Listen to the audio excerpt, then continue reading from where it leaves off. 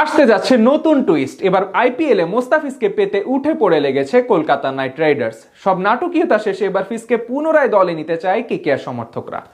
অবশেষে নিজেদের ভুল বুঝতে পেরে টাইগার পেসারের কাছে ক্ষমা চেতে শুরু করেছে তারা। বলছে, আমাদের ভুল হয়েছে, আমরা আবার ফিজকে দলে চাই। কলকাতা নাইট রাইডার্সের ভক্তদের এমন আকুতি নিয়ে বিস্তারিত জানবো রিপোর্টে। এই মোস্তাফিজুর রহমানকে ঘিরে নাটক কম হয়নি ওপার ও এপার বাংলা জুড়ে। রেকর্ড দামে তার আইপিএলে ডাক পাওয়ার পর থেকেই যেন সব সমস্যা পিছু নেয় বিশ্ব ক্রিকেটের, যার জন্য শেষ পর্যন্ত ওয়ার্ল্ড কাপের মতো মেগা টুর্নামেন্ট বয়কট করে বাংলাদেশ দল। এবার অবশ্য নাটক নতুন মোড় নিতে যাচ্ছে ভিন্ন দিকে। যেই ভারতীয় দর্শকের তোপের মুখে পড়ে তাকে বাদ দিয়েছিল বিসিসিআই, তারাই এখন আবার উল্টো ক্ষমা চাইতে শুরু করেছে টাইগার পেসারের কাছে।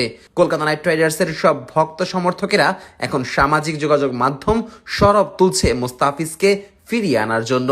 2026 আইপিএল নিলামে রেকর্ড 12.5 কোটি টাকায় ফিজকে দলে নিয়েছিল কলকাতা নাইট রাইডার্স। নিলামে দিল্লি ক্যাপিটালস এবং চেন্নাই সুপার কিংসের সাথে ফিজের জন্য লড়াই করেছিল তারা, কিন্তু এরপর বিশ্বকাপের ঠিক আগ মুহূর্তে অপেশাদার আচরণ করে টাইগার পেসারকে বাদ দেয় তারা, যা নিয়েই মূলত তৈরি হয় সকল নাটকীয়তা। সেই মুহূর্তে বিসিসিআই এবং বিসিবির সম্পর্ক নিয়েও এক প্রকার টানাপোড়েন চলছিল। মূলত তার বলির পাঠা বানানো হয়েছিল ফিজকেই। এখন আবার পালা বদলের সঙ্গে সঙ্গে সবকিছু যখন স্বাভাবিক হওয়ার পথে, সেই মুহূর্তে আবার নতুন করে টুর্নামেন্টের আগে ফিজকে নিতে অনুরোধ জানাচ্ছে কেকেআর এর সমর্থক গোষ্ঠী।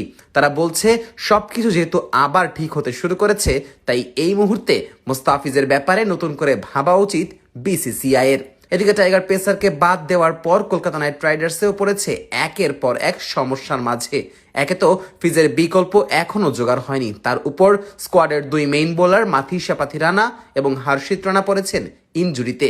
তাদের চোট কবে নাগাদ ঠিক হবে তাও কেউ জানে না। এমন অবস্থায় মোস্তাফিজই হতে পারেন তাদের মূল ভরসা।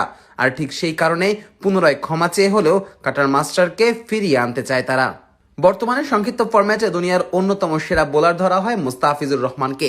গেল বছর দেশের জার্সিতে টি-20 সংস্করণে 20 ম্যাচে নিয়েছিলেন 26 উইকেট।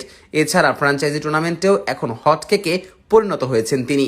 এই যেমন আইপিএল থেকে বাদ পড়ার কিছুদিন পরেই পাকিস্তান সুপার লিগে লাহোর কালান্দার্সের সঙ্গে চুক্তিবদ্ধ হন তিনি। বর্তমান প্রেক্ষাপট অনুযায়ী আইপিএল নয়, আগামী পিএসএল এ খেলার কথা রয়েছে তার। সেখান থেকে আপাতত কলকাতার ভক্তরা চাইলেও তাকে পাওয়া হয়তো সম্ভব হবে না কেকেআর এর জন্য। তাছাড়া বিসিবিও সাথে সাথে তার এনওসি বাতিল করেছিল। সেখান থেকে বলা চলে বর্তমানে সবকিছু ঝুলে আছে নতুন কোনো জাদুকরী ঘটনার উপরে। সেটা হলেই কেবল ফিজকে দেখা যাবে আইপিএলে, অন্যথায় খেলবেন পিএসএল এ। সব মিলিয়ে এটা অবশ্য নিশ্চিত, অবশেষে নিজেদের ভুল বুঝতে পেরে মোস্তাফিজুর রহমানের কাছেই মাথা নত করতে হলো শাহরুখ খানের ফ্র্যাঞ্চাইজি ও তার ভক্তদের।